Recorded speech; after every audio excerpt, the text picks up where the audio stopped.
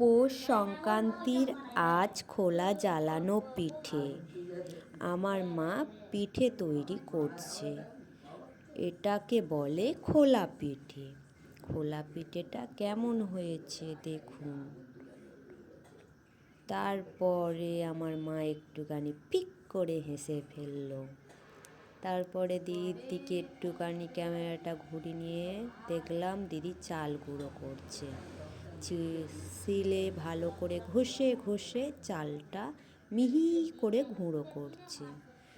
তারপরে দেখলাম কটা পিঠে তৈরি হয়েছে।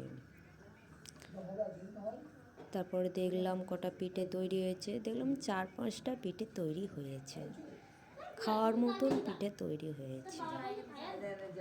তারপরে এবার পিঠেটা কেমন হয়েছে আপনারা সবাই জানাবেন কেমন হয়েছে। আমার দিদি আবার একটুখানি হাসছে আমি ভিডিও বানাচ্ছি বলে। সবাই বলবে।